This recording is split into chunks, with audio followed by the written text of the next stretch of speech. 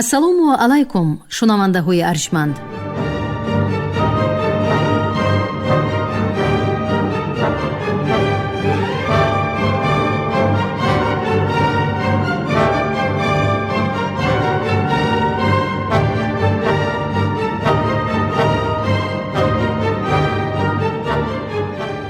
ба таваҷҷӯҳи шумо гуфтор аз силсилаи хониши адабӣ. қироати китоби президенти ҷумҳурии Тоҷикистон муҳтарам Эмомалӣ Раҳмон «Тоҷикон дар оинаи таърих аз ориён то сомониён». китоби сеюм. یکی از مهمترین دلیل‌های ردناپذیر در مورد تاریخ و پیوند نژادی مردمان آریایی و یا به اصطلاح دیگر هندو ایرانی مشترکات و شباهت و همگونی‌های زبانی مردمان آریایی ایرانی و آریایی هندی به شمار می‌روند. مشترکات زبانی یکجا با مشترکات سنتی و دینی و فرهنگی این مردمان از مقایسه میراث بی‌نظیر آنها در مثال اویستا و ویدا برمی آید. این دو یادگاری ارزشمندی دارای منبع مشترک از آفریده های میراث فرهنگی هر کدام از این مردمان هم نژاد محسوب می شوند. بر اساس پژوهش های طولانی و فراگیر در بخش اویستا و ویدا از راه مقایسه مشخصات زبانی این آثار همه آن خصوصیت های آوایی، دستوری و لغوی زبانهای ایرانی باستان و هندی باستان و در مجموع خصوصیت‌های زبانی مشترکی هندو ایرانی در هزار سالهای پیش از میلاد به طور دقیق تحقیق، تشخیص و آشکار گردیدند. نتیجه پژوهش‌های طولانی دانشمندان جهان از راه تحقیقات مقایسوی تاریخی چگونگی رابطه‌های زبانی مردمان آریایی را از زمان سکونت مشترک آنها تا به بعد به طور دقیق معین می‌نماید. از مقایسه زبانی اویستا و ویدا یک نکته بسیار مهم در معاشرت آزاد این مردمان در زمان سکونت طولانی آنها در یک سرزمین تا به زمان مهاجرت به سرزمین‌های کنونی اقامتشان تایید می‌گردد. همچنان که در مثال زبان اویستا به خصوص کهن‌ترین بخش آن گاتها، سرودها و زبان ویدا ثابت می‌شود، تفاوت‌های موجوده این آثار در پایه فرقیت‌های لهجوی میان دو لهجه به هم نزدیک یک زبانی مشترک قرار دارند. بر اساس آن همه خصوصیت‌های زبانی، محققان به این نتیجه رسیدند که آریایی‌های ایرانی و هندی هنگام سکونت در سرزمین‌های خویش بین هم به طور آزاد معاشرت نموده در درک گفتار همدیگر مشکلات جدی نداشتند. مشترکات زبانی، فرهنگی و دینی و سنتی آریایی‌های ایرانی و هندی خود دلیل سکونت مشترکی طولانی این مردمان در یک سرزمینی واحد می باشد. پس از مهاجرت مردمان آریایی هندی تقریباً در آغاز 2000 ساله پیش از میلاد به هند زمان جدایی قوم‌های آریایی ایرانی و هندی آغاز می گردد. با نظر داشت آنکه زبان اویستا دارای مخصوصیت‌های لهجوی می باشد و لهجه ها در داخل این زبان نه به یک بارگی بلکه زمانی چند پس از جدایی یا پراکندگی یک زبان مشترک آریایی ایرانی یا ایرانی باستان می توانست صورت گیرد، به اندیشه برخی از دانشمندان از جمله ابایف زمانی از هم جداشوی مشترکات آریایی را حتی می توان به 1000 ساله سیوم پیش از میلاد منسوب دانست. تقریباً پس از 1000 سال مهاجرت هندو آریاییان، مهاجرت یک گروه از قبایل آریایی ایرانی ساکنی آسیای میانه به سرزمین ایرانی کنونی صورت می گیرد. این مردمان آریایی گذشتگان مادها، پارسها و دیگر قبایل آریایی ایرانی غربی بودند. برخی از محققان از جمله مورگنسترن بر اساس دلیل‌های زبانی در بخش مشترکات فراوانی لغات و اصطلاحات در این زبانها و چندی از اقتباسات زمانی هخامنشیان در زبانهای هند و آریایی به این نتیجه رسیدند که در عصرهای 6-5 پیش از میلاد نیز کشاورزان و کوچیان آریایی ایرانی و هندی بدون شبهه در معاشرت گفتار همدیگر را خوب درک می کردند. گروه دیگر قبایل آریایی ایرانی از شرق به جنوب و شرق اروپا به سوی قفقاز و ساحل‌های بحر سیاه مهاجرت کردند. این مردمان سکیف‌ها و یا قبایل سکایی بودند که در عصرهای 9-8 پیش از میلاد این سرزمین‌ها را مکان زیست خویش قرار دادند. قبیله های دیگری آریایی نژاد سکایی از آسیای میانه و یا ناحیه های هممرز قزاقستان به ترکستان شرقی مهاجرت نمودند. این مردمان از خود آثار خطی فراوان در این سرزمین به یادگار گذاشتند که آن با نام یادگاری های سکایی خوتنی معروف است. بر اساس دلیل های تاریخی و باستانشناسی و زبانی و جغرافی، پژوهشگران سرزمین های گستریش مردمان و زبان های آریایی ایرانی را در حدود بسیار گسترده از جنوب و شرق اروپا تا به ترکستان شرقی و از نزد اورال و جنوب سیبیر تا جنوب ایران معین نمودند. مردمان دیگری آریایی شرقی به مانند باختری ها، سغدی ها، خوارزمی ها و چندی از قبایل سکایی برای همیشگی در سرزمین تاریخی خیش آسیای میانه سکونت اختیار کردند. از جانب دیگر به اندیشه دانشمندان معروف ساحه زبانشناسی مقایسوی اروپای و روس، اینچنین محققان ایرانی و دیگر عالمان نمایان یک عصر آخر محض قدیمترین محلهای بود و باشی نیاگان ما باختریان و سغدیان و دیگر قومهای آریایی آسیای میانه، انیقترش وادیهای حاصلخیزی بین دریاهای آمو و سیر بوده است. مثلا ضمن تدقیقات‌های زبانشناسی مقایسوی و دلیل‌های ردناپذیر زبان‌های قدیمه آریایی، Аранский به نتیجه رسیده است که древнейшей известной науке родиной племен, говоривших на арийских диалектах, была Средняя Азия и прилегающие к ней районы. Такая установка наилучшим образом объясняет проникновение ариоязычных племен в долину Инда и последовавшее вскоре распространение другой группы тех же племен на Иранское плоскогорье. Такая установка подкрепляется и анализом ведических и авестийских гимнов, отражающих быт и мировоззрение первобытных пастушеских кочевых племен, передвигавшихся со своими стадами по степям Средней Азии и общими соображениями о путях распространения древних племен, говоривших на индоевропейских диалектах.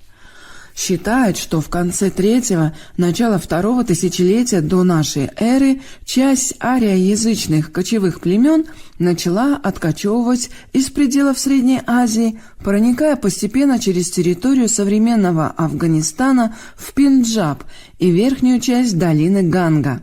Диалекты этой группы ариаязычных племен, распространившихся к середине второго тысячелетия до нашей эры по долинам Инда и Ганга, и легли в основу всех более поздних индийских, индоарийских языков и диалектов, в том числе и современных. С отделением этой части ариаязычных племен от племен, оставшихся на территории Средней Азии, начинается эпоха самостоятельного развития двух родственных групп арийских языков – группы индийских языков и группы иранских языков.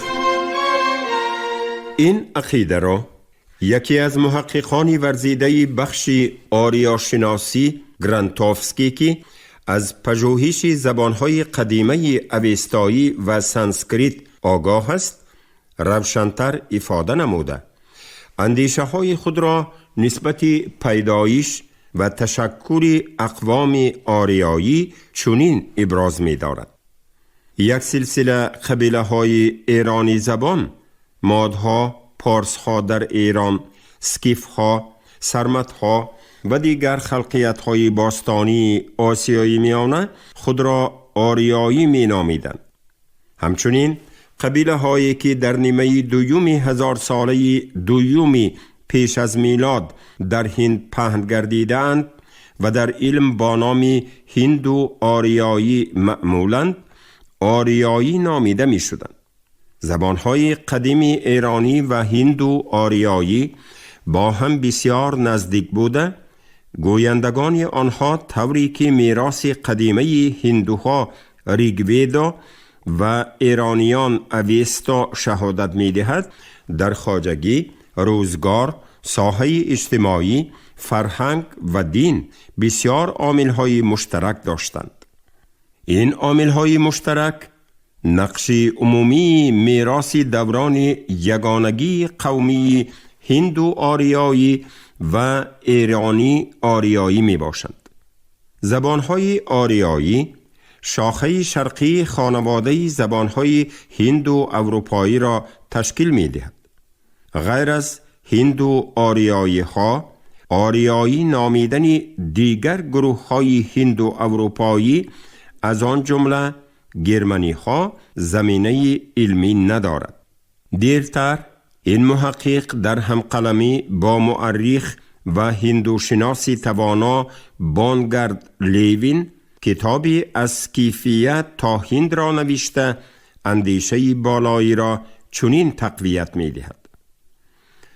هم قبیله های هندی و هم ایرانی خود را آریایی نامیده، سرزمین خود را سرزمین آریا می گفتند. استفاده این اصطلاح برای خلقهای دیگری هندو اروپایی و پیش از همه گرمنی ها زمینه علمی ندارد.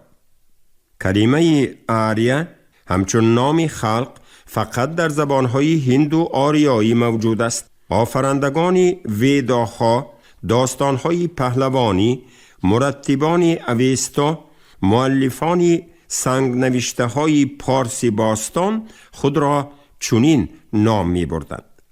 زیاده از این، عالم بزرگ ایران سید نفیسی آسیای میانه را سرزمین پاک نیاگان نامیده بارها تاکید می کند که اجداد آریایی ما محض از همین سرزمین دلکش و بهشتاسا از هندوکوش و کنار رود جیهون و سیهون به ایران کنونی آمدند. ولی صرف نظر از این دو مهاجرت بزرگی تدریجاً به تشکل زبان و فرهنگ آریا هندی و آریا ایرانی بنیاد گذاشتند، باز چندین مهاجرت های بعدینه آریایی های تورانی از وسط رود آموی و یکسرت به سمت شرق تا حدودهای ترکستان شرقی و چین صورت گرفتند که یکی از مشکلات‌های پیچیده ساحه تاریخ بوده نظری نو و دیدی تازه علمی را تقاضا دارد. این مشکلات را من هنوز در کتاب دومی از آریان تا سامانیان هنگام تدقیق تقدیر تاریخی کوشانیان مخصوص ذکر کرده بودم. خود از خود سواری به میان می آید که چرا بعضی قوم و قبیله های آریایی از مرکزهای تمدن آریایی نژادان باختر و سوخت، خوارزم و فرغانه، اینچنین از سرزمینی سرسبز و حاصلخیزی ورارود دور افتاده به مرزهای کناری ترکستان شرقی، هفترود و آلتای، دامنه های تیانشان و پهناهای مغولستان و کنارهای چین کوچ بستند؟ برای به این سوال پاسخ گفتن به تاریخ طولانی تمدن و دولت و دولتداری آریایی نژادان نظر افکندن راست می آید. اگر سلسله دولتداری هایی را که نیاگان تاجیکان در ماورای رود آموی و سیر و قلمرو آسیای مرکزی بنیاد گذاشتند پیش نظر بیاریم، به اختیار دولت آوازداری کیانیان به یاد می رسد. این نخست دولت آریایی با وجود بسیار ناروشنی ها در مرزهای باختر و پایتخت آن شهر آوازداری بلخ تشکل یافته، سپس حدودهای سرزمین سغد را فرا گرفت و به تأسیس یابی آیین دولتداری و پدیدآیی تمدن آریایی در قلمرو آریانا بنیاد گذاشت.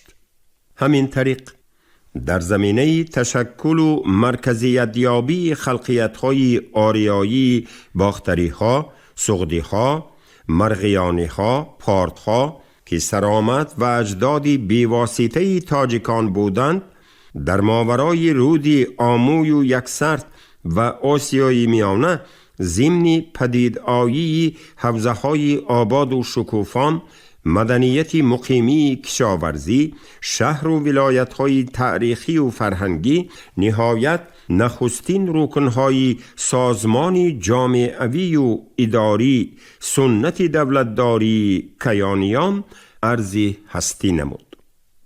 گرچند در دو کتاب اولی از آریان تا سامانیان از پیدایش، تشکل و نظام دولتداری آریایی تا عهد ساسانیان و هیتاریان ابراز نظر کرده باشیم هم، به پندار من در عرفه سال بزرگداشت تمدن آریایی از سلسله دولتداری های ماورای ورارود و منطقه های آسیای مرکزی به طرز مختصر یادآوری کردن از منفعت خالی نیست.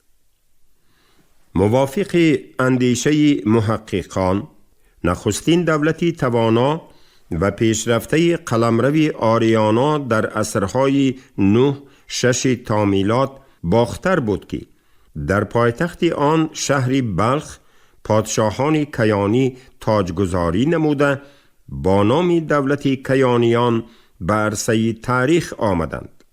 ناگفته نماند که در کتاب مقدس اویستا، بندهیشن، مینوی خرد، خدای نامک، اینچنین تاریخ نامه های عهد اسلام، تاریخ تبری بلعمی، مروج الذهب مسعودی، فارسنامه ابن بلخی، شاهنامه فردوسی و غیره از سلسله پادشاهان کیانی کیقوباد، کیکاووس، سیاووش، کیخسرو، کیگوشتاسپ و دیگران یاد شده است.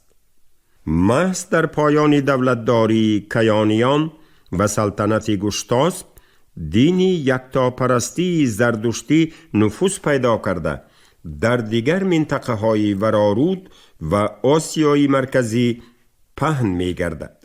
علل خصوص در عصرهای 7-6 تا میلاد دولت باختر تمام منطقه شمال افغانستان امروزه، قسمت جنوبی و مرکزی تاجیکستان و جنوب ازبکستان کنونی را فرا گرفته به یکی از بزرگترین و با نفوذترین دولت‌های آسیای مرکزی تبدیل می‌یابد. در عین حال در این منطقه دولت‌های آریا اصلی سوخت، خوارزم، مرغیان و سکستان پدید می‌آید که در زمینه سنت‌های دولتداری آریایی تشکل می‌یافتند. این دولت ها از لحاظ نهاد، ارکان و اداره کنی نسبتاً عادی تر باشند هم سنتی ثابت و پیشرفته دولتداری کیانی را پذیرفته بر رشد و نموی تمدن آریایی در منطقه آسیای مرکزی مساعدت نمودند.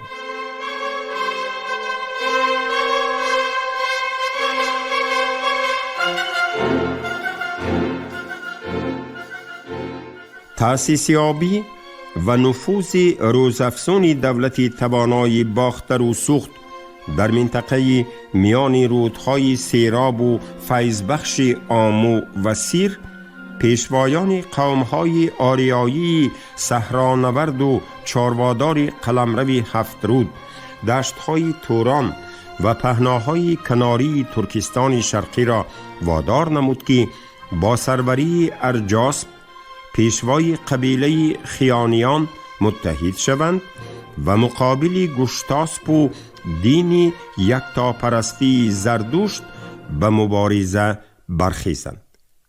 دیرتر این دو مرز تاریخی از لحاظ قوم و نژاد، خلقیت و برآمد اتنیکی هم تقدیر از روی ارزش‌های معنوی، رسم و آیین، کیش و مذهب، زبان و گفتار، اساطیر و روایت همسان چندین سلسله دولت‌های آریایی آسیای میانه را با دیوان و دفتر و نظام مکملی دولتداریش به میان آوردند که توصیف آنها را پایانتر ذکر خواهیم کرد. بعد تنزل دولت کیانیان، نیاگان تاجیکان، باختریان و سغدیان نیز تحت وصایت امپریای متمرکز هخامنشیان برابر دیگر قوم‌های همریشه، همزبان و هم فرهنگ خود گرد آمده یک تقدیر مشترک تاریخی را بنیاد گذاشتند. شاهنشاهان هخامنشی از قلمرو آریانای غربی در زمینه اتحاد قبیله‌های غربی آریایی، پارس‌ها و مادها برخیسته خود را منسوب نسب و زبان آریایی می شمردند و با وجودی در قلمروشان رایج بودن زبانهای بابوری و ایلامی، زبان و فرهنگ آریایی را ارج می گذاشتند که به این کتیبه بی ستون و دیگر کتیبه های دارای یک شهادت می دهند. محض اصالت یگانه فرهنگی و اتنیکی بود که سرزمین قدیمه آریایی های ورارود، باختر و سوخت، مرو و سکیستان و خوارزم و پارت به قلمرو شرقی دولت بزرگ هخامنشیان همچون ولایت های جداگانه پیوسته به گسترش سیاست یگانه دولتداری و پهنشوی تمدن آریایی مساعدت کردند. گذشته از این، تاریخ نویس یونانی استرابان پارس‌ها، مادها، باختری‌ها، خوارزمی‌ها، سغدی‌ها و سکایی‌ها را که بنابر قول او تقریباً به یک زبان گفتگو می‌کرده اند به آریایی‌ها در اصطلاح استرابان آریانیس منسوب می‌داند. از این قول استرابان می‌توان دریافت که مشترکات زبانی مردمان آریایی شرقی و غربی بعد جداشوی آنها از سرزمین نخستینشان زمانی طولانی حفظ گردیده است. نام آریا، آریانا همچون اصطلاح اتنیکی در ترکیب نامهای اشخاص و نامهای جغرافی سرزمینهای تاریخی و یا وطن مردمان آریایی هم در اوستا، هم در آثار زمان هخامنشیان، هم در منابع یونانی و ایلامی کاربردی فراوان دارد که این همه دلیل منسوبیت این اشخاص و جایها به نژاد آریایی است. حتی نام جد داریوش یکم و نبیره هخامنش آریارم نبوده. معنای کسی که به آریایی ها آرامیش می بخشد و یا آرام بخشی آریایی ها را دارد. در عین حال نام نژادی آریایی آریا در ترکیب نامهای خاصی آریایی در آثار تاریخ نویسانی یونانی و رومی به کار رفته است که به طور نمونه می توان آریا بیگنس، آریامنس، آریا پاتحس، آریانتس، آری برزنیس، آری بزوس، آریا مزیس، آریا رمنیس، آریا فرنیس، آریا مینیس و غیره را مثال آورد. کشورکشایی های امپریای هخامنشیان در عهد پادشاهی کوروش کبیر و دارای بزرگ و دیرتر لشکرکشی های هنگامه‌بار اسکندر مقدونی در ماورای شمالی رودهای آموی و سیر و کناره‌های سوخت به سرزمین پهناوری کچمنچه‌های سلحشوری تورانی و سکایی‌های چارواداری آریایی بی تأثیر نماند. به مقابل مسگیت‌های پرخاشجوی و گردنکش لشکر کشیدن کوروش کبیر و در این نبرد شدید متحدسازی ایرانیان و تورانیان کشته شدن او، آشوب‌های آزادی خواهانه پارت و مرغیان و دیگر سکایی‌های کچمنچی را بیرحمانه فرو نشاندن دارای بزرگ و پیشوای سکایی‌های تیگر خود سکونخ را اسیر گرفتن وی دلیل‌های رد ناپذیرند که آریایی‌های نبرد پیشه و سلحشور تورانی به این شاهنشاهان قدرتمند و شکست ناپذیر سری تسلیم فرود آوردن نمی خواستند. روح آزادی خواهی و تقاضای پیشه کوچمنچگی آنها را وادار می کرد که به کنارهای دورتر و بی خطری هفت رود و آلای و مرزهای ترکستان شرقی کنونی رو آورده از فشار قدرت طلبان خود را نجات دهند. خصوصاً در عهد کوروش کبیر که دوره مرکزیت یابی و در قلمرو دولت بزرگ هخامنشیان متحد شدن دولت‌های خرد و قبیله‌های پراکنده آریایی نژاد و آریایی زبانی سرزمین آریانای غربی و آریانای شرقی به شمار می رفت، تعقیب و سرکوب کردن سکایی‌های کوچمنچی مرکز گریز و آزادی پرست اوج گرفته برای از تاخت و تاز آنها ایمن داشتن سرحدهای شرقی امپریای هخامنشیان قلعه استحکامی کوروشکده بنیاد می گردد. ولی آریایی های تورانی مسگیت ها، سکایی ها، خیانی ها، یویجی ها، اوسونی ها، کانگیوی ها و دیگر طایفه های کوچمنچی از تعقیب و دنبالگیری هخامنشیان کنارتر رفته در حدودهای دور و دست نارسی هفت رود و آلتای، وادی تورفان و مضافات گنسو و مرزهای کناری تیبت و چین ساکن گشتند و از دستاوردهای دولت و دولتداری این امپریای متمدن جهانی چندان بهره نبردند. در عین زمان دو قبایل توانای آریایی های تورانی خونها، بعضی آریمان با خیانیان هم نسب ارجاس پیوست می شمارند و یویجی ها در مراسا و مدارا و زد و خوردهای شدید قدرت طلبی تشکل می یافتند و از انتهای عصر 3 تا میلاد سر کرده تدریجاً نظامی متشکل دولتداری مستقل خیش را صاحب می شدند. شنونده های گرامی، شما گفتار 59 را از کتاب پرزیدنت جمهوری تاجیکستان محترم امامعلی رحمان تاجیکان در آینه تاریخ از اوریون تا سامونیان شنیدید. راوی علیزاده عبدالرشید خوجمقو، کارگردان شیرعلی نغزلی. پایانی گفتار از سلسله خوانش ادبی. شاد باشید.